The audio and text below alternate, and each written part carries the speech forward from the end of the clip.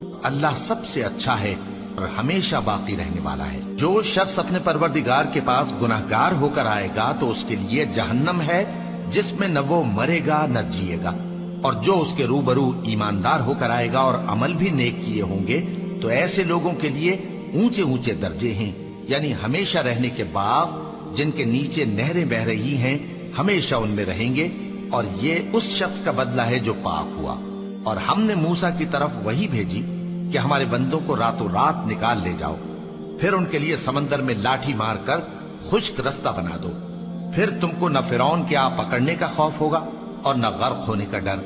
پھر فرعون نے اپنے لشکروں کے ساتھ ان کا تعاقب کیا تو سمندر کی موجوں نے ان پر چڑھ کر انہیں ڈھانک لیا، یعنی ڈبو دیا، اور فرعون نے اپنی قوم کو گمراہ کر دیا اور سیدھے رستے پر نہ ڈالا۔ اے آل یعقوب، ہم نے تم کو تمہارے دشمن سے نجات دی اور تورات دینے کے لیے تم سے کوہ طور کی داہنی جانب مقرر کی، اور تم پر من اور سلوہ نازل کیا، اور حکم دیا کہ جو پاکیزہ چیزیں ہم نے تم کو دی ہیں ان کو کھاؤ اور اس میں حد سے نہ نکلنا، ورنہ تم پر میرا غضب نازل ہوگا، اور جس پر میرا غضب نازل ہوا وہ ہلاک ہو گیا۔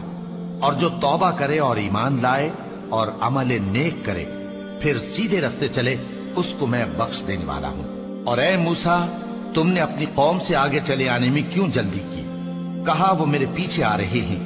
اور اے میرے پروردگار، میں نے تیری طرف آنے کی جلدی اس لیے کی کہ تو خوش ہو جائے۔ فرمایا کہ ہم نے تمہاری قوم کو تمہارے بعد آزمائش میں ڈال دیا ہے، اور سامری نے ان کو بہکا دیا ہے۔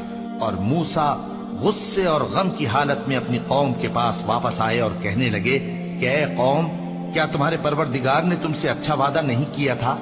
کیا میری جدائی کی مدت تمہیں لمبی معلوم ہوئی، یا تم نے یہ چاہا کہ تم پر تمہارے پروردگار کی طرف سے غضب نازل ہو، اور اس لیے تم نے مجھ سے جو وعدہ کیا تھا اس کے خلاف کیا؟ وہ کہنے لگے کہ ہم نے اپنے اختیار سے آپ سے وعدہ خلافی نہیں کی، لیکن ہم ان لوگوں کے زیوروں کا بوجھ اٹھائے ہوئے تھے، پھر ہم نے اس کو آگ میں ڈال دیا، اور اسی طرح سامری نے ڈال دیا۔ تو اس نے ان کے لیے ایک بچڑا بنا دیا، یعنی ایک بے جان جسم جس میں گائے کی سی آواز تھی۔ تو لوگ کہنے لگے کہ یہی تمہارا معبود ہے اور یہی موسیٰ کا معبود ہے، مگر وہ بھول گئے ہیں۔